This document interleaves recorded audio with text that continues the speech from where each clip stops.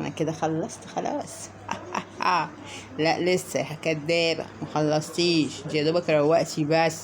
فين الكنس فين المسح؟ انا كنست الانتريه بس، اللي هي الركنه كده كنستها. فاضل لي ايه؟ المسح. صح يا قطه؟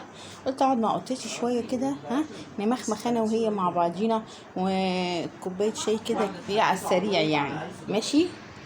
واخدين بالكم انتوا؟ الجو ما يبقى روقان كده وصافي، الواحد بقى يعمل له ايه؟ كوبايه شاي كده مع نفسه، يقعد يتصفح حبه، يسبح حبه كده. صح بلوشي؟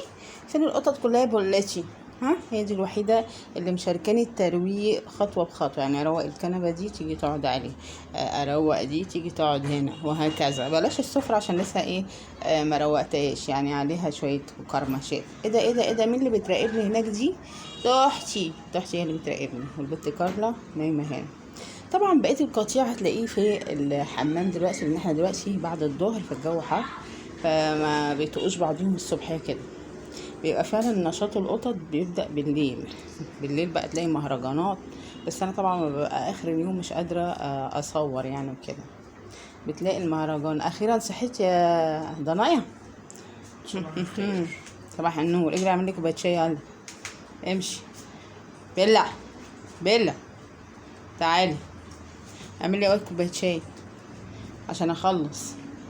لسه ما خلصتش. بصوا بيطنش، العيال بتطنش وربنا. يعني الواحد لو مش عارفه اقول بس ايه، نفسي اشتري قوي اللي هو الروبوت ده، عارفينه؟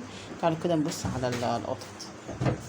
ايه ده؟ في واحد جه اهو، كان في اوضتي ده ولا ايه؟ استنى اشوف كده بقيه القطط هنا ولا لا. بس قاعده في السكه كده تملي في الوش. ايه ده؟ ده مفيش حد هنا خالص. اوه ماي جاد، فين القطط امال؟ يبقى مجتمعين في اوضتي.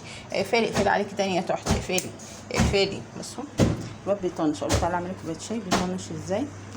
ولا الحوجه اروح اعمل لنفسي ومنجه نفسي، ومش هعمل لحد. انا بقى مش هعبر حد. يلا اسيبكم على خير حبايبي، واقول لكم ايه؟